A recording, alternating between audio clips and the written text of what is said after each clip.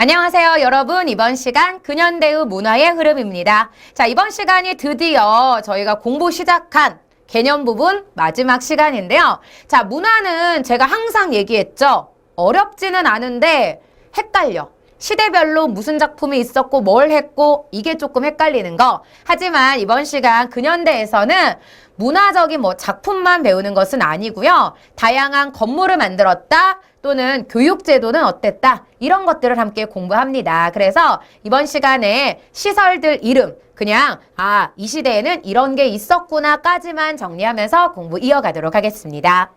자, 먼저 근대 문화의 발달은 여러분 강화도 조약 체결 이후를 말합니다. 그러니까 근대 문명의 수용은 개항 이후부터 이루어졌죠. 그러니까 외국 문물이 이때부터 들어왔다라고 할 수 있는데, 자, 근대 문물의 도입과 다양한 근대 시설 어떤 것들이 있었는지 정리해 보도록 할게요. 자, 먼저 근대 문물의 도입은 우리 19세기 개화 사상가들에 의해서 먼저 이루어집니다. 자, 우리가 개화라고 하는 건 새롭게 바뀌다, 열게 되다, 받아들이다 이런 뜻으로 기억하시면 되는데, 자, 우리가 통상 개화론자들이 부국강병을 위해서 서양 문물을 수용하자 했고요. 개화파, 개화 사상가들에 의해서 다양한 서양 문물이 들어오게 되는데요. 자, 이때 그들의 주장을 동도서기론이라고 합니다. 동도서기론, 서양의 과학기술을 수용하자, 그리고 개화파들과 함께 개화 정책을 추진하게 되는데 여기에서 다양한 근대 시설들이 만들어집니다. 이미 앞에서 배웠던 방문국, 기기창, 전환국 이러한 시설들도 만들어졌고요. 새로운 시설들 먼저 통신시설, 전신과 전화가 가설이 됐고요. 또 우체국, 우정총국이 문을 열게 됩니다. 그래서 우정총국 같은 경우는 우정국이죠. 근대적 우편제도를 실시했는데 갑신정변 때 사건이 터지면서 문을 닫았다가 을미개혁 이후에 다시 근대적 우편 업무를 이어가게 됩니다. 그래서 우정국이라고 하는데 우정총국이라 기억하셔도 되고요. 자, 교통시설은 먼저 전차를 운행했는데 전차는 여러분 굉장히 짧은 기간만 운영을 했습니다. 왜냐면 기차가 육상 위로 달린다고 생각하시면 돼요. 옛날 드라마를 보면 조금 나오는데 이게 사람들이 많이 다치기도 했어요. 그리고 도로교통에 조금 불편함이 있다 해서 없어지긴 했는데 일단 전차가 당시에 운행이 됐고요. 또 철도가 부설이 됩니다. 자, 우리나라 최초의 철도는 여러분 경인선 최초 노량진에서 제물포까지 연결이 됐는데 이후에 경부선, 경의선 부설이 됩니다. 그런데 이렇게 근대적인 통신시설이나 교통시설, 특히 철도의 경우는 우리에게 두 가지 양면성을 가져옵니다. 어떤 면이냐? 첫 번째, 생활의 편리함을 제공했어요. 당연히 이러한 시설들이 있으니까 생활은 편리하지만 대륙 침략의 수단으로 이용이 되었어요. 우리나라의 많은 자원을 약탈하는 이러한 수단으로 결국에는 활용이 됐고요. X자 모양으로 철도가 부설되면서 우리나라에서 많은 자원을 빼앗아 가는데 이 철도가 큰 역할을 하게 됩니다. 자, 그리고 근대식 의료시설, 병원이죠. 광해원이 만들어졌습니다. 광해원은 서양 의료 기술을 가진 알렌 고종의 주치의였는데요. 이 사람의 건의로 만들어졌고요. 광해원은 나중에는 이름이 바뀌었습니다. 제중원이라고 이름이 바뀌었고요. 또 근대적인 건축물 하면 일단 건물의 재료가 바뀝니다. 기존에는 우리가 나무, 돌, 흙만 이용했다면 콘크리트나 유리, 벽돌을 이용하는데 대표적인 건물은 덕수궁, 석조전, 르네상스 양식으로 만든 덕수궁 석조전이 있고요. 이 밖에 명동성단, 그리고 손탁호텔 이런 건축물들도 등장하게 됩니다. 그래서 당시에 서양식 건축의 보급이 확대되었다는 것까지 근대 문화 발달 정리하면 되겠습니다. 자, 여기에서 우리가 철도 한번 보고 갈게요. 제가 말씀드렸듯이 X자 형태의 철도가 만들어졌고요. 최초의 철도는 경인선이다. 이 내용까지 기억하면서 이번에는 교육으로 넘어갑니다. 자, 근대적 교육은 여러분 다양한 학교가 만들어지면서 발전하게 되는데요. 먼저 당시에 만들어졌던 학교 3개 이름만 적을게요. 첫 번째 원산학사, 두 번째 육영공원, 세 번째 동문학입니다. 자, 원산학사는 함경도 덕원 주민들이 만든 최초의 사립학교, 유경공원은 공식적인 학원입니다. 그러니까 유경공원은 여러분 공립이에요. 정부에서 만들었고요. 양반 자제들이 여기에서 공부를 합니다. 외국어나 신기술 같은 것을 배웠고요. 동문학 같은 경우는 영어 강습기관, 통역관을 양성했는데 개신교 선교사들도 당시에 학교를 만들었습니다. 여러분이 알고 계시는 배제, 이화학당 등이 있고요. 당시에 여학교들도 만들어졌다는 것까지 기억합니다. 자, 그리고 이제 가보개혁 때는 이게 발표가 됩니다. 교육 입국 조서. 근대적 교육의 필요성을 강조하는 교육 입국 조서가 발표되면서 관립학교, 사립학교가 생겨나게 되고요. 애국개몽 운동기에는 신민회의 노력으로 학교가 세워지는데 적어볼게요. 학교 이름이 없습니다. 교재에는 신민회가 대성학교, 오산학교를 설립하게 되죠. 그래서 다양한 학교가 만들어졌다는 것, 그리고 국학운동이 일어나게 되는데 여러분 국학의 뜻이 뭐죠? 우리 조선시대에 배웠잖아요. 무엇에 대한 관심? 우리 것에 대한 관심이에요. 그래서 국학운동은 2개인데 여러분 우리 민족의식과 애국심을 고취하려는 운동이 일어납니다. 그래서 대표적인 국사연구. 뒤에 가서 그 민족주의 사학자들 박은식과 신채호에 대해서 정리할 거고요. 두 번째는 국어연구. 국어연구는 인물 이름 기억하셔야 되죠? 지석영, 주시경. 우리가 이 국어와 국사연구는 당시 우리 민족의식을 고취시키기 위해서 필요했던 것들이고요. 당시에 교육과 함께 국학운동이 일어났다는 것까지 정리하시면 되겠습니다. 자, 그리고 이제 문학으로 넘어갑니다. 자, 당시에 문화는 어땠냐? 자, 문학은요, 시간에 따라서도 변화가 있었습니다. 문화 같은 경우는. 먼저, 이때는 근대죠. 이제 막 서양 문물이 들어오는 시대인데, 먼저 문학작품은 신소설이 등장을 합니다. 신소설. 지금까지 없었던 새로운 형태의 소설이 등장하게 되고요. 또 해에게서 소년에게라는 신체시가 등장하게 됩니다. 그러니까 조금 다른 문화였죠. 외국 작품을 번역해서 우리가 읽기도 했었어요. 자, 그리고 이제 예술계는 간단하게 적을게요. 먼저 음악은 창가라고 하는 게 유행을 했는데 창가는요. 외국 악곡에다가 우리가 가사말만 붙이는 거죠. 옛날에 학교 다닐 때 오수제너라는 외국 음악 있죠? 거기에 우리가 가사만 바꿔서 부르기도 했습니다. 이런 노래, 창가가 유행을 했고요. 연극은 교재에도 써 있는데요. 원각사라는 서양식 극장이 생기면서 원각사, 극장. 여기에서 은세계라는 작품이 공연되기도 했었어요. 자, 그리고 이제 미술은요, 서양식 유화가 도입이 됩니다. 서양식 유화 도입. 그래서 지금까지 우리가 누리지 못했던 누리지 않았던 새로운 문화적인 경향이 등장했는데 이 정도, 이름 정도만 기억을 하셔도 됩니다. 뒤에 가서 3, 40년대 또 한 번 연결할 거고요.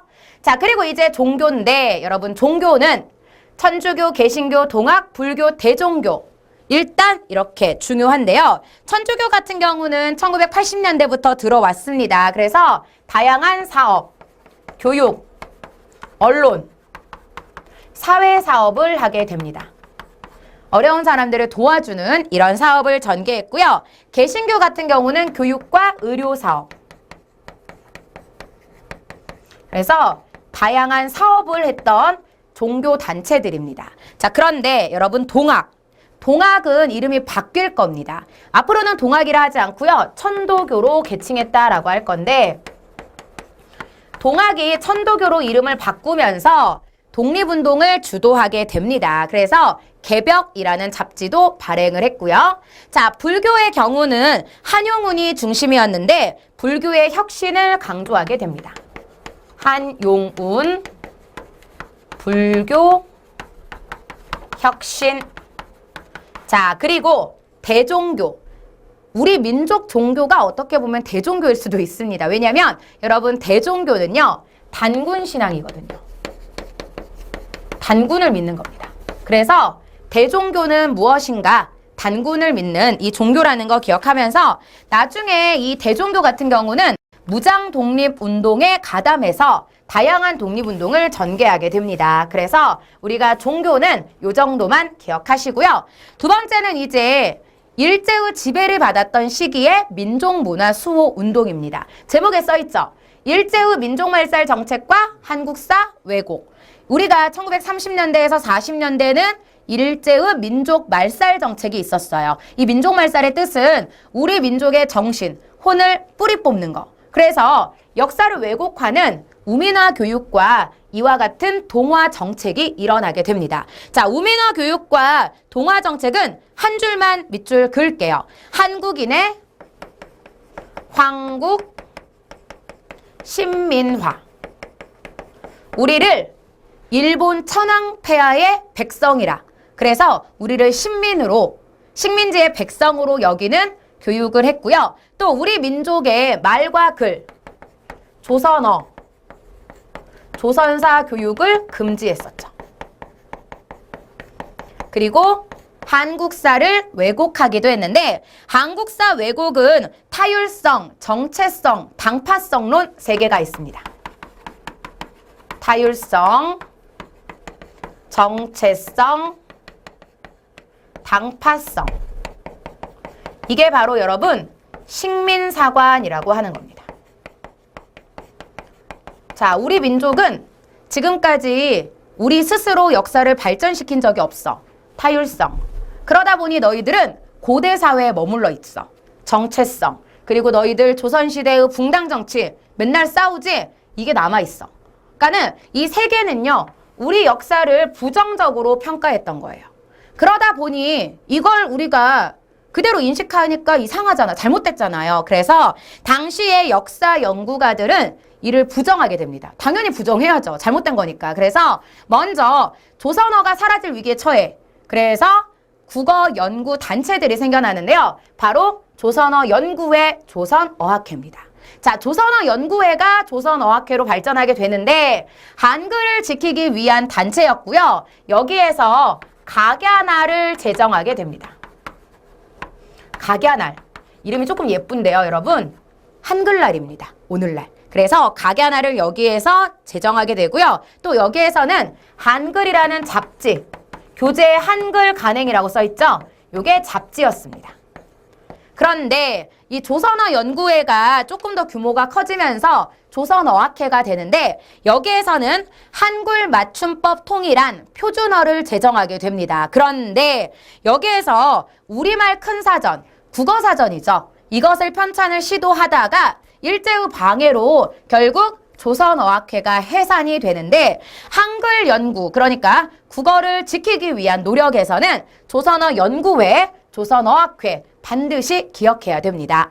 자, 그리고 이제 역사 연구가들이 중요한데요.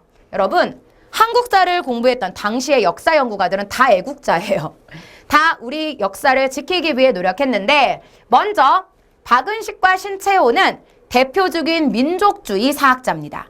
우리 민족의 역사를 지키기 위해 노력하셨는데 먼저 박은식은 한국 독립운동 지열사라는 책을 쓰셨고요. 한국통사라는 책을 쓰셨어요. 그러니까 박은식 하면 한국통사. 굉장히 중요한데 이 작품에서 무엇을 강조했냐? 우리 민족의 정신, 혼, 이것을 강조했어요. 그러니까 혼이라고 하는 건 여러분 정신입니다. 자, 그리고 이제 신채호는 너무 많은 책을 썼죠. 조선상고사, 또 우리가 독사신론 이런 책들 많이 쓰셨는데 자, 민족주의 역사학의 기반을 확립한 사람입니다. 민족주의 역사학 기반, 그리고 난가사상을 강조했다는 것. 우리가 묘청의 서경천도 운동을 신채호는 조선에서 가장 큰 사건, 조선 1000년 대례 가장 큰 사건이라 했습니다. 왜냐하면 진보가 승리했어야 되는데 김부식, 보수 세력이 승리한 거야. 그러니까 우리가 이러한 변화를 느끼지 못하고 있었다라고 했는데 난가사상이라고 하는 것, 그러니까 진보, 발전 이런 것들을 추구했던 사람이고요. 을지문덕전, 이순신전 이러한 책을 통해서 우리 민족의 역사의식을 고취시키기 위해 노력했던 분입니다. 자, 그리고 이제 정인보, 일제의 식민사관에 대항하는 얼사상을 강조했고요. 문일평, 조선심, 조선사상을 강조했습니다. 그런데 진단학회가 또 있어요. 진단학회 역시 우리 민족의 역사를 강조했던 사람인데 자, 청구학회를 중심으로 만들어진 단체가 있는데 이 청구학회는 일제의 어용단체입니다. 그러니까 왜곡된 한국사를 연구하는 단체예요. 그래서 이 진단학회는 왜곡된 한국사 연구에 대항했다. 왜곡산 한국사 연구에 대항했다는 게 가장 큰 특징이고요. 민족주의 사학자들과 진단학회 함께 기억하시고요. 여기에서 빠진 분이 하나 있습니다. 바로 백남운이라는 사람인데요. 백남운은 사회경제사학자입니다. 적어주세요. 교재에다가. 사회경제사학. 백남운. 요즘에 이분이 역사책에는 많이 등장을 해요. 그래서 적어주시면 좋겠는데 이 백남운이라는 사람은 우리의 발전 과정이 일본이 주장하는 정체성론도 아니고 당파성론도 아니야. 우리는 단지 세계사의 보편적인 과정을 따라서 발전했다. 고대가 있고 중세가 있고 근대가 있는데 세계사도 다 이런 과정으로 발전을 한다. 우리도 마찬가지다라고 해서 일제의 식민사관에 대항했습니다. 그렇기 때문에 이들의 노력으로 우리의 역사가 오늘날까지 지켜질 수 있었고요. 한국사 연구는 민족 문화를 지키기 위한 노력이었다. 여기까지 정리. 그리고 우리가 이제 민족교육운동은 조선교육회, 문맹퇴치와 농촌계몽운동만 정리하는데 조선교육회는 여러분 나중에 우리가 이제 밀립대학을 설립하고자 하는 운동이 일어납니다. 그때의 모습으로 기억하시면 되니까 요거 하나만 밑줄 그을게요. 밀립대학 설립운동. 우리에게 고등교육기관이 없었어요. 고등교육의 기회가 제한이 돼 있었는데 이상제, 한규설과 같은 사람들이 우리도 고등교육기관을 만들어야 된다. 우수한 인재를 키워야 한다라고 해서 밀립대학 설립 기성회를 만듭니다. 하지만 일제의 방해로 실패하고 말았는데 일제는 나중에 우리 민족의 불만을 무마시키기 위해서 경성제국대학을 설립하게 됩니다. 그래서 교선교육회 대학을 만들고자 했던 노력으로 기억하시고요. 또 밀립대학 설립운동과 함께 각 신문사들은 문맹퇴치와 농촌 계몽운동을 전개하게 되는데요. 조선일보와 동아일보에서 이것을 주도했습니다. 그래서 민족의 실력이 있어야 된다. 실력 양성운동으로 이것을 기억하시고요. 이번에는 종교 활동들을 한번 살펴보도록 할게요. 일제강점기에 종교는 어떤 역할을 했냐? 독립운동을 합니다. 먼저 천도교. 천도교는 아까 전에 이제 동학을 계층했다 했죠. 천도교가 여러분 3.1운동을 주도하게 됩니다. 교재에 써 있습니다. 제2의 3.1운동을 계획하고 자주 독립선언문을 발표하게 된다. 그리고 다양한 각종 잡지를 간행하면서 많은 사람들에게 도움을 주기도 했죠. 개벽, 어린이. 그래서 이 천도교의 노력으로 어린이날이 제정되기도 합니다. 대표적인 잡지는 개벽이라는 잡지고요. 자, 두 번째, 개신교는요. 각종 문화사업을 활발히 했고요. 신사참배 거부운동을 하게 됩니다. 신사참배 거부운동. 그리고 천주교 역시 다양한 사회사업을 하게 되는데요. 천주교가 만주에서 항일운동을 하기도 합니다. 이거는 처음 나오는 말이니까 한 번만 적을게요. 자, 그리고 이제 대종교. 여러분, 대종교는 지난번에 얘기했듯이 단군신앙이라고 했죠?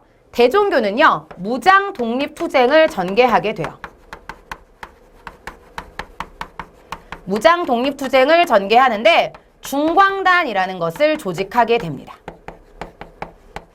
그래서 이를 통해서 독립운동을 전개하게 되는데 결국에 3.1운동 직후에는 북로 군정성군으로 개편을 해서 어디에 참여하기도 했냐? 김좌진 장군과 함께 청산리 대첩에 참여하기도 했어요.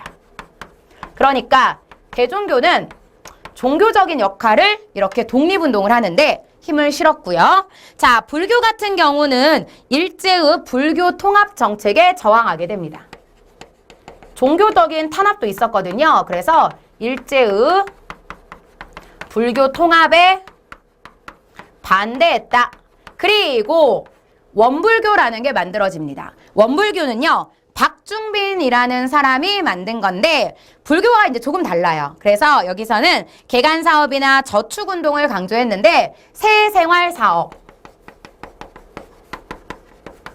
그래서 원불교에서 강조했던 것은 근면, 성실, 검소, 저축 이런 것들을 강조하면서 당시 일제시대에 활동하고 있었습니다.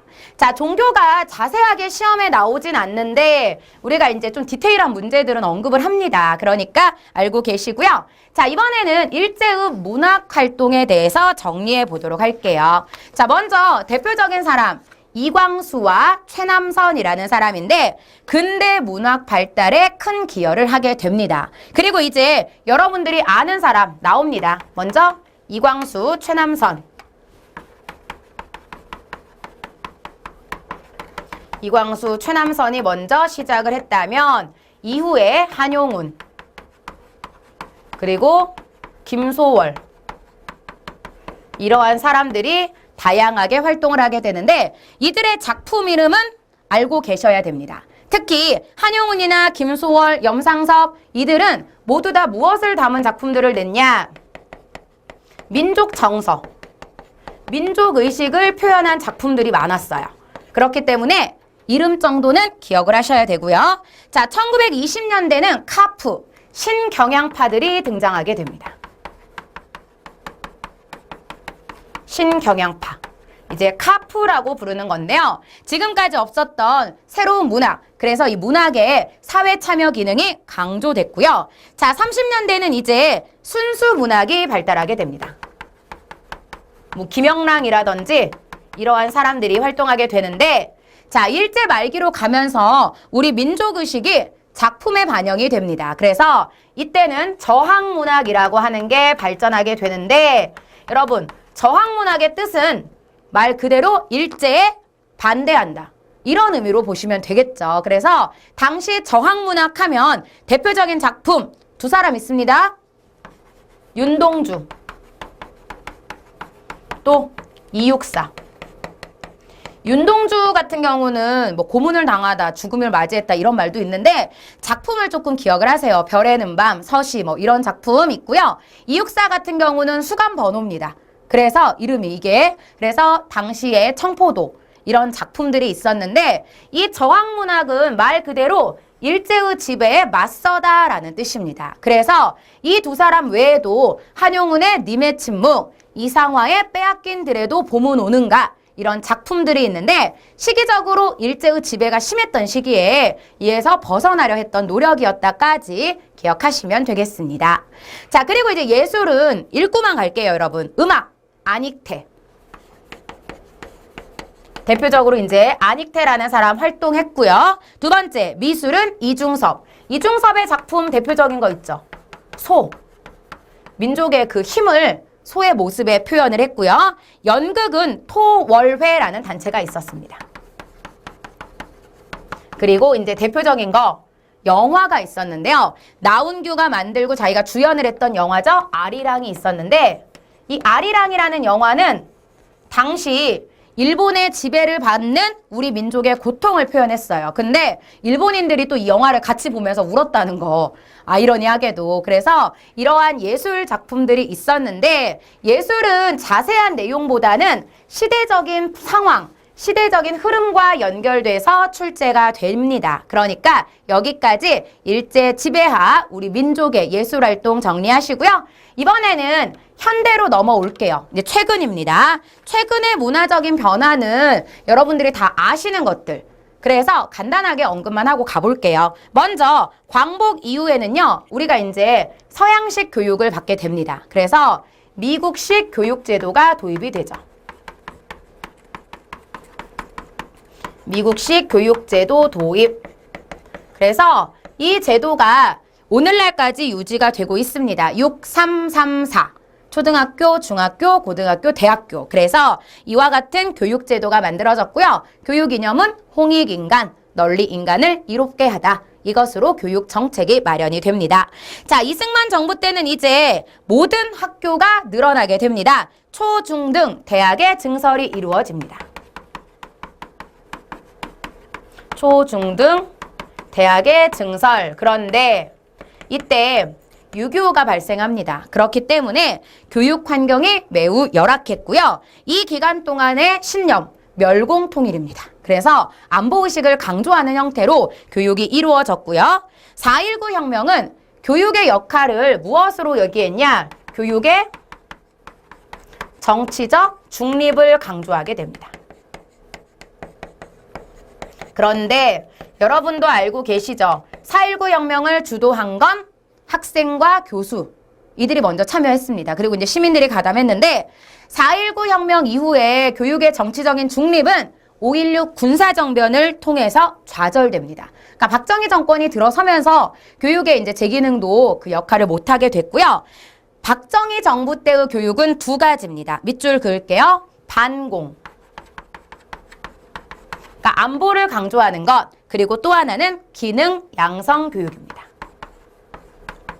아무래도 박정희 정부 때는 공업화가 본격적으로 추진됐죠. 그렇기 때문에 기술 교육을 강조했고요. 또 이때의 교육자치제는 이름뿐, 국가에서 모든 것을 다 관여를 합니다. 교육까지도. 그래서 이때 국민교육헌장이라는 게 발표됐는데 여기에 당시의 교육 이념이 나타나 있습니다.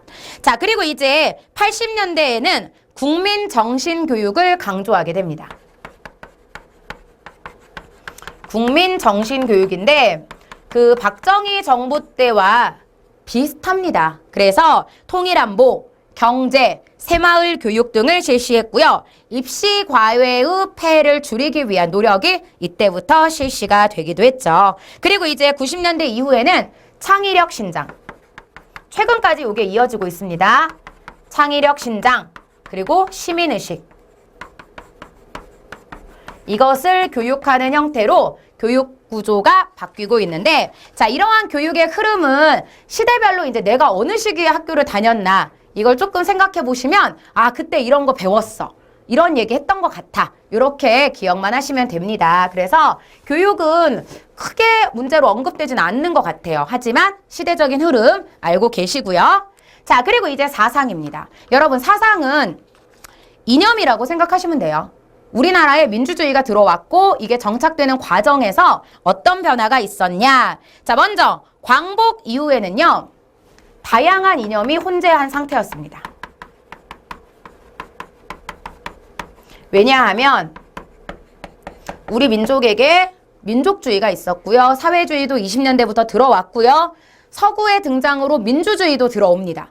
그러다 보니까 이게 난리가 나요. 그래서 민주주의가 정착하는 과정에서 민주주의는 시련을 겪게 됩니다. 민주주의 시련. 그래서 우리나라의 민주주의가 자리를 잡기까지 오랜 시간이 걸렸는데, 자, 이제 본격적으로 60년대와 70년대부터 민주주의가 조금씩 정착을 하기 시작합니다. 그래서 국민의 자유와 기본권 보장, 평등, 이게 얼마나 중요한지 깨닫게 됩니다. 그래서 이때 민주화의 진전을 보이는 사건이 두 번 일어나게 되는데요. 그 사건 적어 볼게요. 교재에다가 4.19 혁명. 이것을 통해서 민주주의의 발전을 도모했다면 1970년대 유신체제 반대 운동. 이걸 통해서 민주주의의 노력이 한 번 더 이루어집니다. 그리고 80년대 민주주의가 이제 뿌리를 내리게 됩니다. 두 개의 사건이 또 있었는데요. 밑줄 그을게요. 5.18 민주화 운동. 5.18 민주화 운동이 먼저 있었어요. 1980년입니다. 그 다음에 1987년에 6월 민주항쟁. 요 두 차례의 사건을 통해서 민주주의가 이제 정착을 하게 됐고 뿌리를 잡았는데, 자, 여기까지 보시면 여러분, 우리나라의 민주주의 발전 과정은 크게 4개의 사건이 있습니다. 요거 4.19 혁명 1960년대, 유신체제 반대운동 1970년대고요. 80년대는 5.18 민주화 운동이랑 요거 6월 민주항쟁. 그래서 이 4개의 사건이 민주주의 정착 과정으로 보시면 되고요. 80년대 이후에는 이제 냉전체제가 완화가 되면서 우리도 남북관계에 변화가 일어납니다. 왜냐하면 우리나라도 북방 외교라는 걸 시작을 하거든요. 공산주의 국가와 수교를 안 했었는데 노태우 정부 때 북방 외교를 실시합니다. 그래서 이러한 남북관계에도 변화가 일어났고요. 여기에서 이제 종교들의 노력도 있었어요. 종교단체들 어떤 노력이 있었냐? 다음 페이지에서 정리합니다. 자, 우리가 이제 종교적인 노력은 이렇게 교재에서만 정리를 하시면 돼요. 뭐 개신교들은 교회죠. 오늘날까지 크게 교세를 확장하면서 아시아에서 우리나라의 그 개신교가 큰 역할을 하고 있습니다. 그리고 이제 뭐 천주교도 뭐 우리나라에서 많은 발전을 이루고 있고요. 그 다음에 이제 뭐 불교는 우리나라에서 뭐 삼국시대부터 정착을 했기 때문에 민족 종교라고 할 수 있을 정도예요. 그래서 불교 같은 경우는 혁신운동, 승려의 자질 양상, 교육쇄신, 포교의 다양화 많은 노력을 하고 있고요. 또 이제 우리 민족의 종교임에 불구하고 현재까지는 조금 세력이 미약해진 거. 천도교라든지 대종교, 그리고 원불교 이들도 있긴 있습니다. 지금도 여러분. 저희 종로에 가면 천도교 본관이 있고요. 그 지역에 뭐 대종교나 이런 단체들의 본관이 다 있는데 유지는 되고 있습니다. 하지만 현재 우리나라에 종교가 담당하는 역할은 단순히 종교적인 역할만 하는 게 아니라 사회적인 이슈가 되고 사회적인 메시지를 전하는 역할도 하고 있기 때문에 종교는 내가 믿는 종교 외에도 다른 종교가 어떤 이슈를 이끌어가고 있는지만 기억하시면 되겠습니다. 자, 그리고 이제 문화인데요. 여러분, 문화 발전은 중간에 침체기도 있었고요. 국가 주도로 문화가 발전했던 시기도 있었습니다. 자, 그런데 뭐 광복 직후에는 문화적인 활동을 하기가 어려웠죠. 그래서 이때 예술인들은 오히려 좌익이냐 우익이냐로 세력이 분화되기도 했습니다. 그러니까 종교나 예술은 사실 정치적인 개입을 많이 안 하는 게 맞는 것 같아요. 그러다 보면 이제 성격이 조금씩 변하는데 당시 광복 이후에 문화예술단체들이 좌익과 우익으로 분열이 되기도 합니다. 그리고 여기에서 1950년대에는 민족주의 예술가들을 중심으로 순수 문학이 발전하게 되죠. 순수 문학 발전. 그리고 이제 60년대가 되면서 우리가 이제 여러분 예술이 발전하기 위해서는 교육 여건이 중요해요. 우리가 이제 60년대부터 앞에서 하셨죠? 초, 중 등 대학이 늘어났다. 그러다 보니까 교육 여건이 개선이 됐고요. 교육 여건이 개선이 되면서 문화적인 활동도 늘어나게 됩니다. 그래서 60년대에 이렇게 써있죠? 문화의 대중현상. 자, 문화의 대중현상은 대중문화가 발달했다까지는 아니지만 문화의 흐름이 조금 많은 사람들에게 확대되었다. 여기에서 중요한 거, 텔레비전의 보급이 있었습니다. 뭐 당시에는 흑백이었죠. 흑백이었는데 일단 텔레비전이란 게 등장하면서 사람들에게 문화가 보급이 됐고요. 이제 70년대 같은 경우는 이 문화가 어떤 성격을 띠게 되냐, 정치적인 것과 관련이 있었죠. 현실 비판, 그리고 민주화 운동, 이런 형태로 발전하게 됩니다. 70년대의 문화. 현실 비판, 민주화 운동, 통일 문제 관심, 이런 거. 그래서 시대적인 것과 여러분 관련이 있어요. 그래서 70년대 같은 경우는 뭐 검열 이런 것도 있었고, 내가 원하는 노래를 이념이나 우리의 사상과 조금 반대가 된다면 부르지 못하는 이러한 일도 있었잖아요. 이게 다 문화하고 관련이 있었습니다. 그런데 이제 본격적으로 80년대 이후부터는 국가에서도 이러한 문화 발전에 많은 노력을 하게 됩니다. 국풍 81. 그래서 이제 전두환 정부 때 문화 발전을 위해서 노력을 했던 모습도 나오는데, 이때부터 여러분 영화나 가요가 등장을 하면서 본격적인 무엇이 발전하게 되냐? 대중문화가 발전하게 됩니다. 특히 전두환 정권 때의 문화정책은 알고 계시죠? 프로야구, 프로축구 이런 것들이 등장하면서 많은 사람들이 이제 기존의 문화에서 더욱더 발전한 형태를 누리게 되고요. 최근까지도 다양한 포스트 모더니즘이라 해서 자유분방하고 개인의 의견을 중시하는 새로운 문화까지 나타나고 있는데, 자, 이러한 문화적인 변화도 시대와 관련이 있다는 거, 요거 기억하면서 이번 시간 마무리하면 되겠습니다. 자, 밑에 내려가면 여러분 뭐 과학기술 정리되어 있습니다. 과학기술의 육성은 우리 카이스트, 대전에 대덕연구단지를 만들면서 발전을 시켰고요. 전통문화 같은 경우는 서구 문화와 혼재하면서 유지가 되고 있지만 정체성을 바탕으로 발전시켜야 된다는 것까지만 정리하시면 되겠습니다.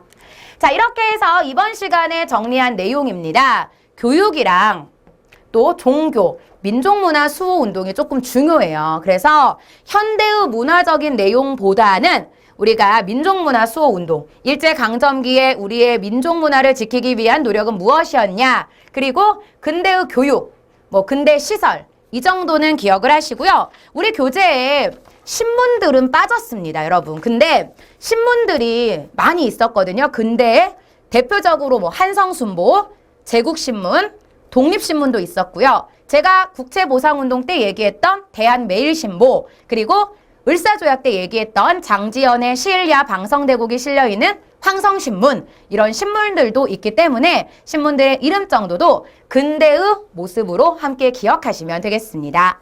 자, 이렇게 해서 이제 근현대사의 흐름이 끝났습니다, 여러분. 교재는 문제 하나 남았는데요. 근대는 시대적인 흐름이 중요한데요. 정치, 경제, 사회, 문화, 시대별 카테고리를 만드셔서 정리하시면 되고요. 다음 시간에 출제 예상 문제 이어가도록 하겠습니다. 자, 이번 시간 공부는 여기까지 마무리합니다. 수고하셨습니다.